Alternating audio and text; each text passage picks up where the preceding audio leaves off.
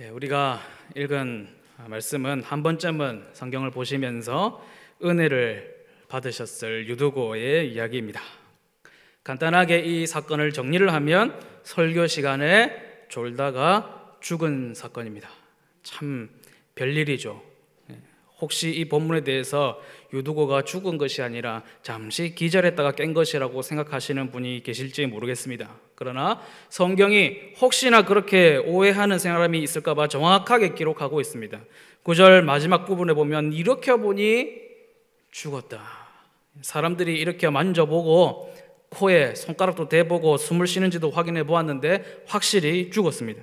사람이 죽어 놓으니까 웅성웅성 시끌시끌해진 것이죠. 그러면 결론적으로 10절에서 다시 살아나게 됩니다만은 아마 이게 제가 생각하기에도 하나님이 보셔도 워낙에 좀 민망한 사건이다 보니까 바울의 기도를 통해서 살려주신 것이 아닐까. 사도행전에서 이 사건을 굉장히 짧게 언급하고 지나가지만 나사로의 부활 사건과 같이 부활 사건이다, 그렇게 보시면 되겠습니다. 부활 사건이다, 그렇게 거창하게 포장을 하려고 해도 사건이 좀 그래요. 성경에는 많은 이야기가 나오지 않습니까? 아름다운 이야기, 가슴 벅차게 감동적인 이야기, 그런 이야기도 많이 나옵니다. 출애굽 사건이라든지 여리고 성이 무너지는 사건이라든지 베드로의 설교에 3,000명이 회개하고 돌아오는 그런 이야기까지 정말 좋은 이야기도 많은데 우리가 성경을 읽으면서 이런 이야기는 성경에서 좀 빼는 것도 좀 괜찮지 않았겠나라는 생각이 드는 그런 사건들도 있거든요. 그 중에 하나가 오늘 이야기가 아닌가 싶습니다. 참 어떻게 보면 민망한 이야기거든요. 유두고 자신에게도 좀 참 덕스럽지 못한 그런 일이긴 하지만 이 교회적으로도 좋은 사건이 아닙니다. 이 사건이 만약 밖으로 확 퍼졌다면 한참 초대교회가 부흥하고 있는데, 성장하고 있는데 설교 시간에 누가 졸다가 죽었다더라, 거기 가서 졸면 죽는다더라, 그런 소문이 나면 부흥의 불길에 찬물을 끼얹는 그런 일이 될지도 모르니까 어쨌든 결론은 성경이 이 이야기를 역사적인 사실로 기록을 하고 있다라는 것입니다. 사랑하는 성도 여러분, 우리가 같이 한번 생각을 해봤으면 좋겠습니다. 이 유두고 사건을 통해서 하나님께서 우리에게 주시고자 하는 교훈이 무엇이겠습니까? 복잡하지 않습니다. 성경이 아주 어렵고 복잡한 이야기 하는 거 아니거든요. 처음에 그냥 가장 단순하게 떠오르는 교훈이 뭡니까? 설교 시간에 어떻게 하지 마라? 졸지 마라. 옆에 깨우십시오. 설교 시간에 자면 안 된다는 거예요. 설교 시간에 졸면 어떻게 된다고요? 졸다가는 죽는 건 모르겠고 그냥 큰일 난다는 겁니다.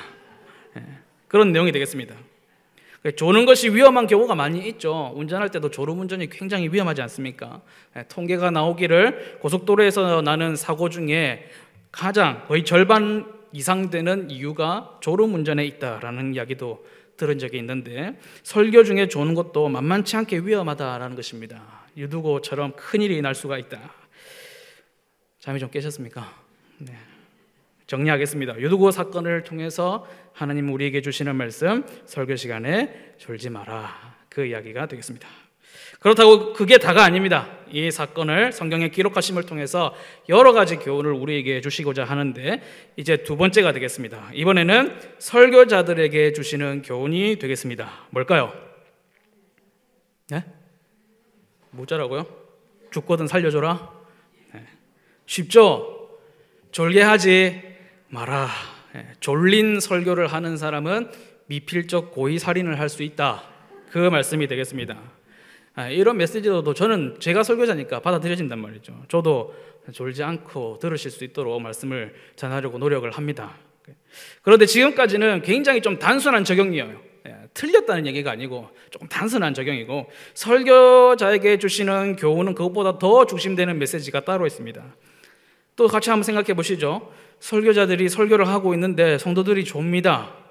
어떻게 하더라도 앞에서 춤을 춰도 졸릴 때가 있단 말이죠. 물론 조는 것을 나쁘게 보는 것은 아닙니다. 일주일 동안 수고해서 피곤하니까 조는 거죠. 잠 온다고 교회를 안 오겠다 그러면 얼마나 가슴이 아픈 일입니까? 어쨌든 졸 때는 설교자들이 어떻게 하라는 것입니까? 잘 모르시겠습니까? 저에게 주시는 말씀이기 때문에 저는 확실하게 보입니다. 성도들이 졸면 졸아도 어떻게 하라? 설교를 계속해라. 이게 참 중요한 교훈입니다. 구절을 함께 볼까요? 구절을 함께 읽을 때 여러분들도 구역 모임이라든지 전도할 때든지 말씀을 전달하는 자로 설 수 있으니까 설교자의 입장에서 한번 말씀을 새기면서 읽어보시길 바랍니다. 함께 씁니다. 시작. 유두고라 하는 청년이 창에 걸터 앉아 있다가 깊이 졸더니 바울이 강론하기를 더 오래 하매 졸음을 이기지 못하여 3층에서 떨어지거늘 일으켜 보니 죽었는지라. 유두고라 하는 청년이 졸아도 아주 깊이 졸더니 그 다음에 바울이 졸고 있는데 어떻게 했다고요? 강론하기를 더 오래 했다. 참 졸면은 좀 어떻게 해주지. 어떻게 했다고요? 더 오래 설교했다는 것입니다. 이 유두고라는 사람이 저기서 졸고 있다는 것을 바울이 알았을 것입니다. 제 생각으로는 그래요. 이게 이상하게 앞에서 말하고 있으면 잘 보이거든요. 졸면은 그 특유의 어떤 움직임이 있습니다. 알 수 있습니다. 사도 바울도 분명히 알았을 겁니다. 심지어는 창에 걸터 앉아 있으니까 너무 눈에 잘 띄잖아요, 그렇죠? 그리고 특별히 여기에 모인 사람 중에 유두고만 좋은 것은 아닐 겁니다. 아마 많은 성도들이 졸았을 가능성이 매우 높습니다. 왜냐하면 상황이 누구라도 졸만한 상황이에요. 7절 마지막 부분에 보면 강론할세, 이 강론했다는 것은 설교를 했다는 것인데 이 말을 밤중까지 계속했다라고 기록이 되어 있습니다. 아마 설교를 밤에 시작했으면 밤중까지 계속하더라 이렇게 안 했겠죠. 해가 있을 때부터 해가 지고 밤이 되기까지 설교를 계속 한 거예요. 오래 하더라도 중간에 뭐 잠시 쉬는 시간을 준다든지 막 그렇게 해야 되는데 최소한 4-5시간을 그냥 쫙 한 거죠. 그러니까 졸릴 수밖에 없죠. 게다가 8절에 보시면 등불을 많이 켰다라고 되어 있습니다. 저는 뭐 등불을 켜고 지내본 그런 시대는 아니지만은 우리 어르신들 보시면 이게 촛불이랑 비슷하지 않습니까? 우리나라 호롱불 여기저기 켜져 있으면 이 불이 호롱호롱 하면서 잠을 부른단 말이죠. 요즘에는 더 분명하게 알죠. 왜 더 졸리는가? 이게 불이 타면서 산소를 자꾸 없애니까 잠이 더 옵니다. 그러니까 지금 이 상황이 낮부터 밤까지 계속 설교하고 있고 불은 호롱호롱 거리고 있고 그냥 잠이 올 수밖에 없는 상황을 뭐 좋은 조건은 두루 갖추고 있는 거예요. 게다가 한 가지 더 유념할 것은 유두고가 창가에 걸터 앉아 있었습니다. 저는 천국에 가서 유두고 성도님을 만나거든 절대로 뭐라 안 할 겁니다. 참 귀한 성도거든요. 학교에 가보면 누가 뭐라 안 했는데 벌도 안 세웠는데 갑자기 뒤로 또 가가지고 서 있는 학생이 있어요. 잠이 오니까 졸아도 되는데 나는 졸지 않고 수업을 듣겠다 하는 걸로 밖에 뒤에 가서 서 있는 거예요. 안 졸려고. 얼마나 귀합니까? 그래서 유두고가 뒤로 가서 서 있다가 그래도 잠이 온다 해서 좀 찬바람 좀 쐬려고 창가까지 간 거예요. 그런데 여러분도 잘 아시겠지만 참 졸리려고 하면 찬바람이 불어도 이게 따뜻하고 그렇단 말이죠. 아무튼 유두고는 밤중까지 바울이 설교하는 것을 계속 듣고 싶어 했던, 듣고자 하고 노력했던 굉장히 성실한 그런 사람이었다는 것입니다. 자, 밤도 깊고 등불도 호롱호롱하고 많은 사람들이 피곤합니다. 이런 상황이라면 설교자가 어떻게 해야 될까요? 여러분들이 만약 이 3층 다락방에서 같이 설교를 듣고 있는 입장이었다면, 그 성도 중에 한 명이었다면 바울이 어떻게 해주면 좋겠습니까? 그만해야지 뭘 자꾸 고민을 하십니까? 그만해야죠. 다음에 하자. 자, 이제 오늘은 집에 가서 쉬시고 내일 합시다. 이렇게 하든지. 그런데 바울이 내일 가야 되거든요. 여러분, 지금부터가 중요한 메시지입니다. 바울은 그렇게 하지 않았어요. 사도 바울의 생각은 저랑 달랐습니다. 성도들이 힘들어하고 졸리고 하면 10분간 휴식도 주고 간식도 주고 커피도 한 잔씩 돌리고 좀 짧게 하고, 저는 그렇게 해야 된다고 생각을 하는데 바울은 그렇게 생각하지 않았습니다. 9절 말씀에 유두고라는 청년이 창에 걸터 앉아서 졸고 있는데, 그것도 아주 깊이 졸고 있는 것을 보았는데 바울이 어떻게 하냐면 바울이 10분간 휴식하더라. 그게 아니죠. 바울이 강론하기를 더 오래 하더라. 성도들이 좀 힘들어하고 졸리고 저러다가 창문에서 떨어지겠다 싶으면 그만해야 되는데 계속 설교하더라라는 것이죠. 그러니까 바울의 원칙이 이거예요. 졸다가 떨어져도, 그래서 심지어 사람이 죽어도 설교는 계속돼야 된다라는 게 바울의 원칙입니다. 11절에 보면 이런 이야기가 있습니다. 사도 바울이 아주 무서운 분이에요. 9절에서 유도구가 죽고 10절에서 살아납니다. 그러면 어떻게 됩니까? 진짜 그만해야지 이제 이래 됐는데, 사건이 이렇게 됐는데. 그런데 11절에 보면 올라가 떡을 떼어 먹고 오랫동안 곧 날이 새기까지 이야기하고 떠나니라. 그 난리가 났는데도 밤새도록 또 했다는 것입니다. 아주 대단한 분이죠. 물론 이제 강론했다가 아니라 이야기했다고 하는 거 보니까 홀로 서서 이제 설교하는 그런 분위기가 아니라 여기 주고받고 이제 이야기하는 건데, 설교하는 분위기가 이미 깨진 거죠. 그래서 서로 두런두런 앉아서 얘기하는데 결국 이야기의 주제가 뭘까요? 아까 덜 했던 거 더 하고 했던 얘기 또 하고 계속 하는 거죠. 오늘 이 말씀을 통해서 설교자들에게 주시는 교훈은 분명합니다. 성도들이 아무리 졸아도 자더라도 준비한 설교는 끝까지 다 해라. 심지어 누가 다치거나 큰일이 생겨도 설교는 계속되어야 된다. 그래서 저도 오늘 준비한 설교는 끝까지 다 할 생각입니다. 사랑하는 성도 여러분, 사도 바울이 왜 이렇게 독할까요? 왜 이렇게 집착처럼 이렇게 설교를 할까요? 여기에 진짜 중요한 이 세 번째 메시지가 있습니다. 사실 앞에 교훈들은 아주 단순하고 겉면적인 교훈이고 이것이 본문 말씀의 가장 중요한 교훈인데, 중요하니까 한번 같이 따라해 보실까요? 설교를 멈추면 진짜로 죽습니다. 사투리까지 다 따라 하시네요. 설교가 멈추어지면 그때부터 사람이 진짜로 죽어나가기 시작한다는 거예요. 이것이 사도 바울의 확신입니다. 사람이 언제 죽느냐? 졸려 죽겠다, 졸려 죽겠다. 그러니까 진짜 그러면 죽는가 보다. 배고파 죽겠다, 배고파 죽겠다 하니까 배고프면 죽는가 보다. 그럴 수도 있겠죠. 그런데 진짜로 사람이 죽어나가기 시작할 때는 언제냐? 설교가 멈추는 순간이다. 그 영이 죽는다는 거예요. 이 사람 껍데기 욕심 말고, 그건 졸릴 때 죽을 수도 있겠죠. 그런데 정말로 우리가 꼭 지켜야 할 나의 생명, 살아 숨쉬어야 할 나의 영혼, 내 영, 내 진짜 생명, 영원토록 살아야 될 내 영생, 그게 언제 죽느냐? 사도 바울의 확신은 여기에 있는 거예요. 설교가 멈추면, 설교가 끊기면 죽는다는 겁니다. 그래서 사도 바울이 설교를 멈출 수가 없었던 거예요. 말 그대로 죽어도 설교를 계속해서 했던 것이죠.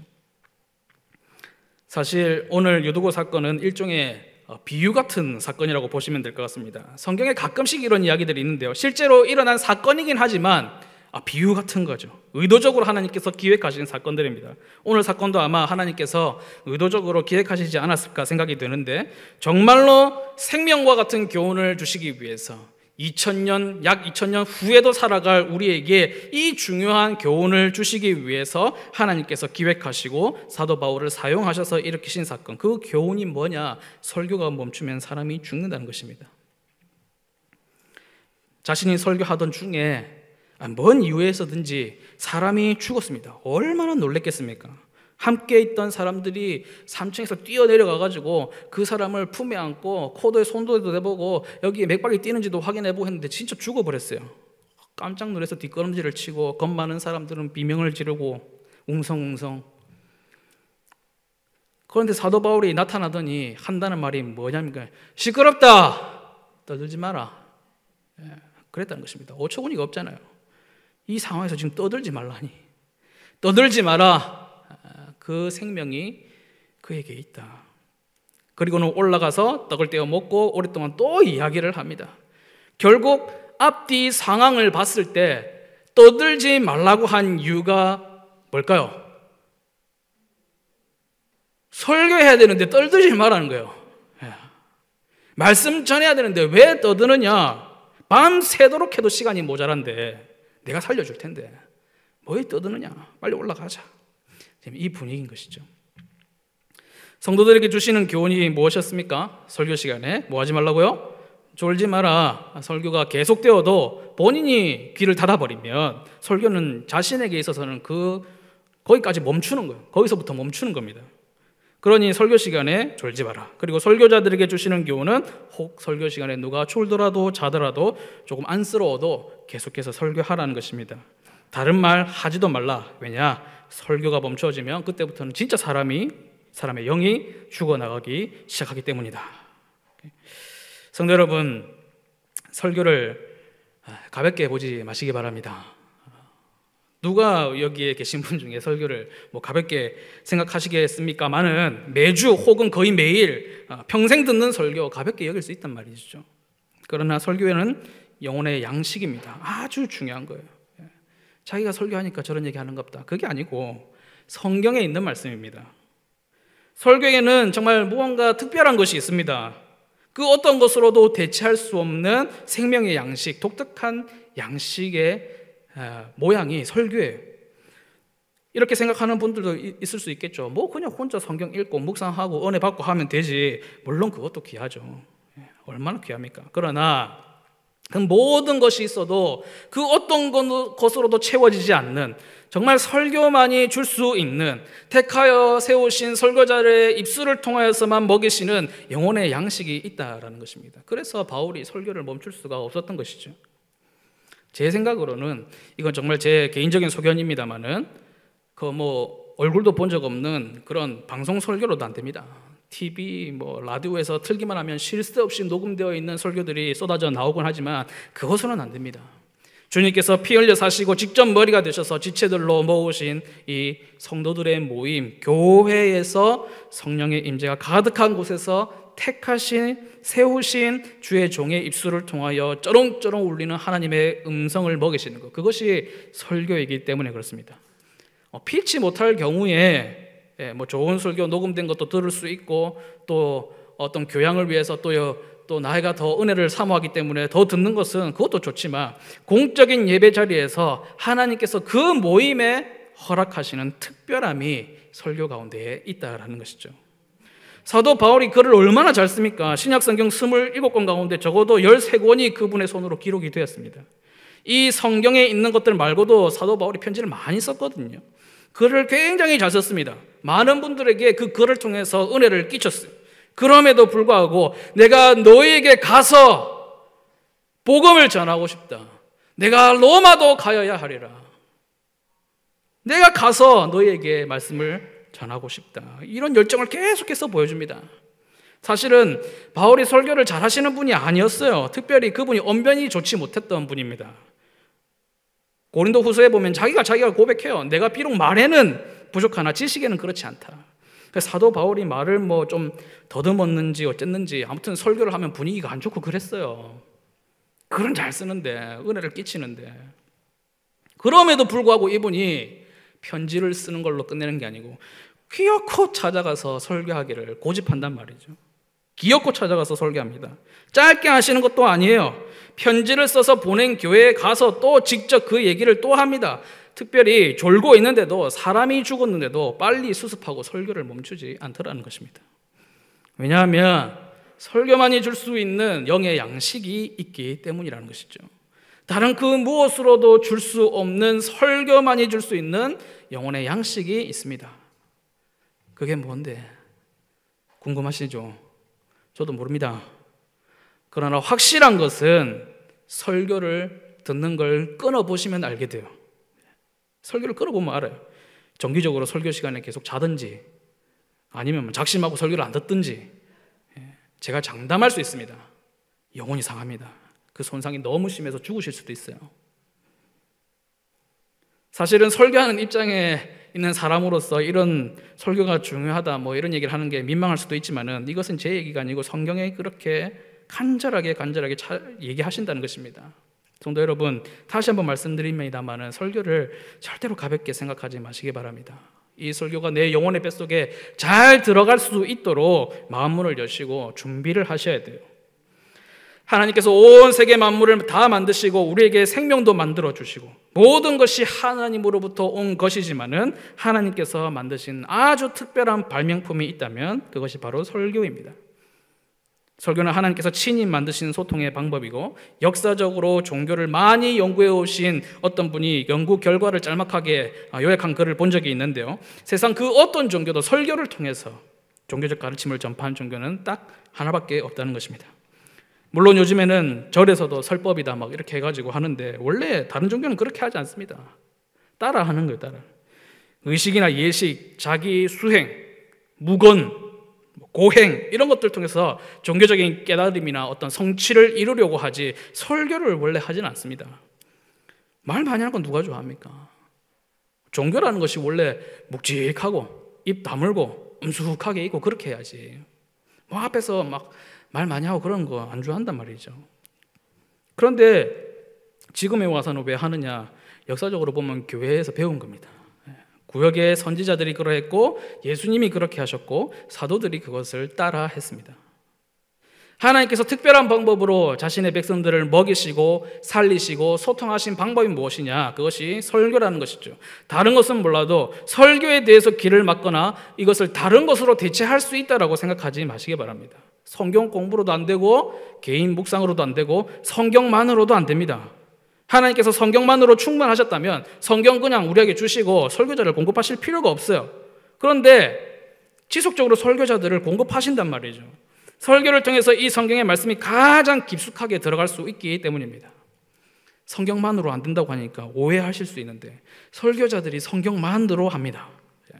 설교자들이 그렇지 않으면 완전 뿌리부터 잘못되는 거죠. 그 어떤 것으로도 대체할 수 없는 양약인 설교인데 설교자들이 잘못되면 독약을 매주 처방받는 꼴이 되는 거예요. 그래서 우리 모든 성도들은 교회는 설교자를 말씀을 맡은 자들을 위해서 기도를 해주셔야 된다는 것입니다. 계속 말씀을 드리면서도 제 마음 한구석에 엄청난 불편함이 있습니다. 왜 그러냐면 이미 제가 많이 졸아왔기 때문이고 앞으로도 내가 졸 것이라는 어떤 확신이 있기 때문에 그런 것이죠. 그러나 말씀에 의지하여 담대하게 한번 정리를 해보겠습니다. 첫 번째로 설교 시간에 졸면 안 된다. 둘째로 설교는 계속되어야 된다. 셋째로 설교가 멈추면 진짜 죽는다. 이게 졸음만 얘기하는 게 아니라는 거 아시겠죠? 설교가 막힐 수 있는, 설교가 나에게서 끊길 수 있는 그 모든 것을 배제시켜야 된다는 것입니다. 설교가 내 영혼에 공급되는 길이 막히면 안 된다는 거예요. 그 막히게 되는 모든 것들을 피하자. 설교자들은 그 생명을 노리는 우는 사자와 같은 그 우리 안에서 살아가는 성도들에게 계속해서 설교의 양약을 공급하기에 힘써야 된다는 것이죠. 다른 일을 아무리 잘해도 독약을 만들면 졸다 떨어져 죽는 것은 양반이고 영혼을 죽게 만든다라는 것이죠. 저도 뭐 설교를 하는 것보다는 듣는 것을 훨씬 더 많이 하는 것 같은데 설교의 청중인 우리에게 이 말씀의 교훈을 적용한다면 사실은 예배 시간에 앉아있는 시간보다 평소에 우리 일반적인 살아가는 시간에 주시는 교훈이 더 큰 것 같아요. 설교를 잘 듣기 위해서 우리는 사실 딱히 준비하는 게 없습니다. 앉아서 듣기만 하면 되지. 토요일에 집에 일찍 들어가셔서 일찍 주무시고 너무 배부르게 먹으면 졸음이 오니까 좀 적게 드시기도 하고 설교자와 말씀 받을 자신을 위해서 일찍 나와서 기도도 하시고 내가 생각할 때 분명히 이렇게 하지 않으면 내가 너무 피곤하고 해서 주일날 예배 시간에 졸 수 있다, 설교 시간에 잘 수 있다는 것을 알고 있으면서도 그것을 배제하지 않고 계속해서 한다는 것은 설교를 가볍게 여기는 것이지 딴 게 없습니다. 설교를 통해서 주시는 영의 양식을 우리가 일주일 내도록 사모하면서 살아가야 한다라는 것이죠. 생명이 그에게 있다. 그가 지금까지 말씀을 들으려고 그렇게 노력하였고 아직 들어야 할 말씀이 있기 때문에 생명은 그에게 아직 있는 것입니다. 그 생명력이 지금 이 자리에 있는 저와 여러분에게 살아 숨쉬기를 바랍니다. 말씀을 정리하면서 결론이 무엇인가? 사랑하는 성도 여러분, 설교가 여러분의 가슴 속에 영혼 깊은 곳에 들어갈 수 있도록 만반의 준비를 하시고 최선을 다해야 한다는 것입니다. 또 설교자들, 즉 교육자들을 위해서 많이 기도해 주시기를 바랍니다. 누차 강조하였듯이 설교를 가볍게 여기지 않는 실천이 설교자들을 위해 기도하는 것으로부터 시작되는 거거든요. 여러분들의 영혼을 위해서 그렇게 하셔야 됩니다. 설교자들 설교자라면 자기 출세하겠지 그런 게 아니고 여러분들의 영혼을 위해서 먼저 그렇게 하셔야 된다는 거예요. 예수님께서 친히 첫 열매가 되셔서 약속하신 몸의 부활 이전에 반드시 경험해야 하는 영혼의 부활, 영혼의 소생이 말씀을 통해서, 특히 설교를 통해서 우리에게 임하기 때문에 그렇습니다. 지금까지도 그러하셨듯이 앞으로도 거룩한 강단에서 위엄이 넘치는 하나님의 말씀의 설교를 통하여 여러분 각자의 영혼이 배부르게 먹여지는, 참으로 주님께서 목자가 되시며 우리는 그분의 양떼가 되는 천국과 같은 그런 교회가 되기를 주님의 이름으로 축복합니다.